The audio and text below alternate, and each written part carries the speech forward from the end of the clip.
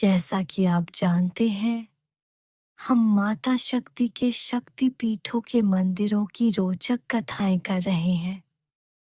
और आज की कथाएं हैं माता विमला और उमा शक्ति पीठ की। तो शुरू करते हैं। जय माता दी। विमला पीठ, जो पुरी, ओडिशा के प्रसिद्ध जगन्नाथ मंदिर परिसर के भीतर स्थित है, भारत के सबसे महत्वपूर्ण शक्तिपीठों में से एक है। वैसे तो लोग जगन्नाथ जी के दर्शन करने जाते हैं, लेकिन इस मंदिर से जुड़ी कुछ अनसुनी और रहस्यमयी कहानियां हैं जो इसे बेहद खास बनाती हैं। सबसे अनसुनी बात यह है कि जगन्नाथ मंदिर में बनने वाला भोग तब तक महाप्रसाद नहीं बनता जब तक उसे विमला देवी को अर्पित न कर दिया जाए। पौराणिक मान्यताओं के अनुसार भगवान विष्णु ने देवी सती के अंगों को विखंडित होने के बाद यहाँ उनके पाद पैर गिरने के कारण इस स्थान को शक्ति का केंद्र माना। कहा जाता है कि जब भगवान जगन्नाथ विष्णु ने यहाँ अपना धाम बनाया तो देवी विमला ने उनसे पूछा कि उनके दरबार में शक्ति का क्या स्थान होगा। तब भगवान ने वचन दिया कि मेरे भोग का पहला अंश आपको लगेगा और आपके जूठन उच्छिष्ट को ही भक्त महाप्रसाद के रूप में ग्रहण करेंगे। इसीलिए जब तक भोग विमला देवी को नहीं चढ़ाता, उसे केवल प्रसाद कहा जाता है। उसके बाद ही वह महाप्रसाद बनता है। एक स्थानीय और कम चर्चित कहानी यह है कि विमला देवी को जगन्नाथ मंदिर की संरक्षक माना जाता है। माना जाता है कि मंदिर के गर्भगृह में एक गुप्त मार्ग या सुवर्ण रेखा है जो सीधे विमला पीठ से जुड़ती है।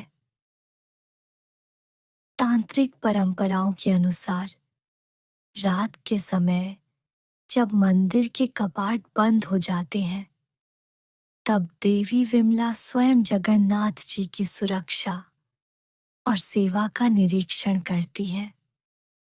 प्राचीन काल में तांत्रिकों का मानना था कि मंदिर की पूरी आध्यात्मिक ऊर्जा विमला देवी के चरणों से ही नियंत्रित होती है। जगन्नाथ मंदिर पूरी तरह से वैष्णव सात्विक परंपरा का पालन करता है, जहां मांस मदिरा वर्जित है। लेकिन विमला पीठ एक शाक्त पीठ है। यहाँ एक विरोधाभास है जो बहुत कम लोग जानते हैं। साल के बाकी दिन यहाँ सात्विक पूजा होती है, लेकिन महाअष्टमी के दिन सूर्योदय से पहले एक अत्यंत गुप्त अनुष्ठान होता है। मंदिर की परंपरा के अनुसार इस दिन बहुत ही गोपनीय तरीके से देवी को बलि अर्पित की जाती है। यह कार्य तब किया जाता है जब भगवान जगन्नाथ सो रहे होते हैं, ताकि वैष्णव परंपरा में कोई विघ्न न पड़ेगी। यह मंदिर के भीतर शाक्त और वैष्णव धाराओं के अद्भुत मिलन का प्रतीक है। उमापीठ, उमापीठ जिसे अक्सर मिथिला शक्तिपीठ के रूप में भी जाना जाता है, बिहार के मधुबनी जिले के उच्चैठ स्थान पर स्थित है। यहाँ देवी भगवती उमा के रूप में विराजमान है। इस मंदिर से जुड़ी सबसे अनसुनी और विस्मयकारी कहानी महान कवि कालिदास से जुड़ी है। सबसे प्रसिद्ध लेकिन रहस्यमयी कहानी ये है कि कालिदास, जो प्रारंभ में अत्यंत बुद्धिहीन माने जाते थे, उन्हें ज्ञान की प्राप्ति इसी उमापीठ पर हुई थी। कहा जाता है कि कालिदास यहाँ के मंदिर में सेवा करते थे। एक बार भारी बाढ़ आई और नदी का जलस्तर इतना बढ़ गया कि मंदिर का पुजारी मुख्य मंदिर तक नहीं पहुंच सका। कालिदास को दीपक जलाने के लिए भेजा गया। कालिदास तैरकर मंदिर पहुंचे, लेकिन उनके पास माचिस या आग जलाने का साधन नहीं था।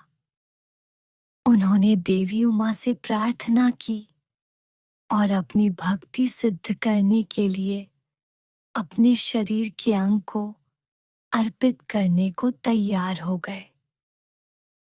उनकी निश्चल भक्ति देख देवी उमा भगवती प्रकट हुई। देवी ने प्रसन्न होकर उनसे पूछा कि उन्हें क्या चाहिए। कालिदास ने केवल ज्ञान की याचना की। देवी ने उन्हें अपनी जीभ पर मंत्र लिखने की आज्ञा दी और कहा कि आज के बाद तुम्हारी वाणी से जो भी निकलेगा वह महाकाव्य बन जाएगा। इसके बाद ही मूर्ख कालिदास महाकवि कालिदास बने। उच्चैठ से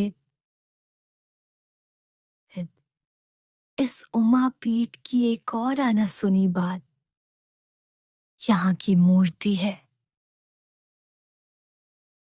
यहाँ देवी की पूरी प्रतिमा नहीं है। मंदिर में केवल एक वेदी पीठ है, जिस पर देवी के चरणों के निशान या एक काला पत्थर है। स्थानीय लोग मानते हैं कि देवी यहाँ अदृश्य रूप में निवास करती हैं। शक्तिपीठ होने के कारण यहाँ सती के शरीर का बायां कंधा गिरा था।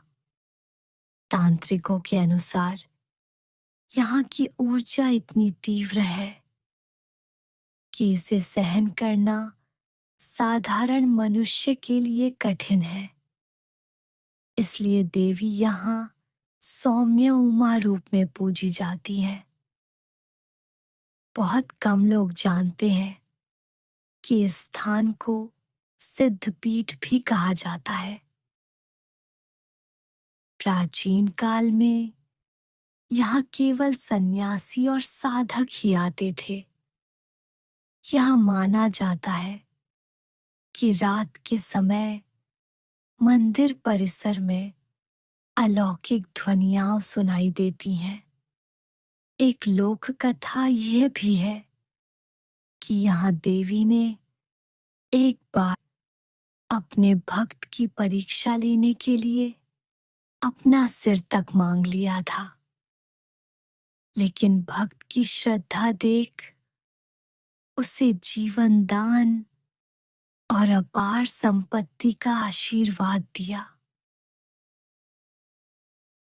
अगर आपको हमारी वीडियो पसंद आ रही है तो हमारी वीडियो पर लाइक, सब्सक्राइब और कमेंट करें।